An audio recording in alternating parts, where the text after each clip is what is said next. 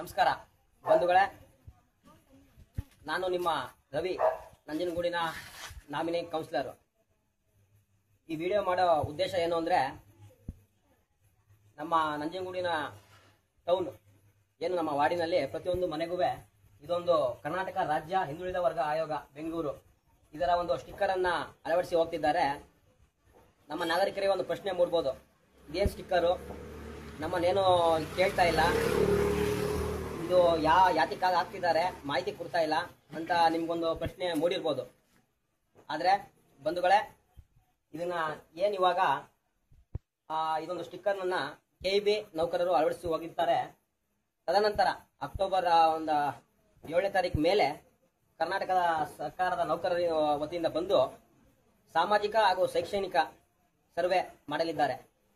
ನಮ್ಮ ಕರ್ನಾಟಕ ಸರ್ಕಾರ ಮಾನ್ಯ ಮುಖ್ಯಮಂತ್ರಿಗಳಾದ ಸಿದ್ದರಾಮಯ್ಯ ಸಾಹೇಬರು, ಉಪಮುಖ್ಯಮಂತ್ರಿಗಳಾದ DK ಶಿವಕುಮಾರ್ ಸಾಹೇಬರ ನೇತೃತ್ವದ ಕರ್ನಾಟಕ ಸರ್ಕಾರದ ವತಿಯಿಂದ ಇದೊಂದು ರಾಜ್ಯ ಹಿಂದುಳಿದ ವರ್ಗಗಳ ಆಯೋಗ ವತಿಯಿಂದ, ಅಂದ್ರೆ ಪ್ರತಿಯೊಂದು ಮನೆಯಲ್ಲೂ ಯಾರ್ಯಾರು ಎಷ್ಟು ಓದಿದ್ದಾರೆ, ಅವರ ಕೆಲಸವೇನು, ಯಾರು ಅಂಗವಿಕಲರಿದ್ದಾರೆ, ಯಾರು ವೃದ್ಧರಿದ್ದಾರೆ, ಹಾಗೂ ಅವರ ಯಾವ ಜಾತಿಗೆ ಸೇರಿದ್ದಾರೆ ಎಂದು ಇದೊಂದು ಸಮೀಕ್ಷೆಯನ್ನು, ಏನು ನಾವು ಒಂದು ಜಾತಿ ಗಣತಿಯ ಒಂದು ಸಮೀಕ್ಷೆ ಇದೆ, ಇದು ಅದೇ ತರಹದ ಒಂದು ಹೊಸ ತರಹದ ಒಂದು ಸಮೀಕ್ಷೆ 2025ನೇ ಕರ್ನಾಟಕ ರಾಜ್ಯ ಹಿಂದುಳಿದ ವರ್ಗ ಆಯೋಗ ವತಿಯಿಂದ ಇದನ್ನು ನಂಬಿಕೊಂಡಿದ್ದಾರೆ.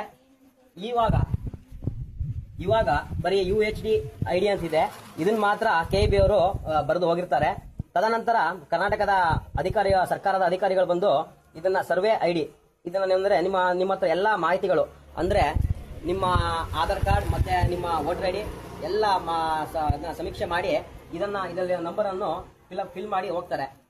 ಆದ್ದರಿಂದ ಗ್ಯಾರಂಟಿ ಯೋಜನೆಗಳು ನಾಗರಿಕರಿಗೆ ತಲುಪುತ್ತಿದೆ.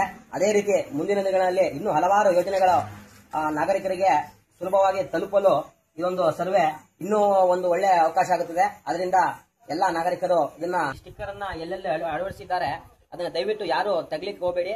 ಇದನ್ನ ಮುಂದಿನ ದಿನಗಳಲ್ಲಿ ಬಂದು ಇದನ್ನ ಫಿಲ್ ಅಪ್ ಮಾಡ್ತಾರೆ ಅಂತ ಹೇಳಲಿಕ್ಕೆ ಇಷ್ಟಪಡ್ತೀನಿ. ನಮಸ್ಕಾರ ಬಂಧುಗಳೇ.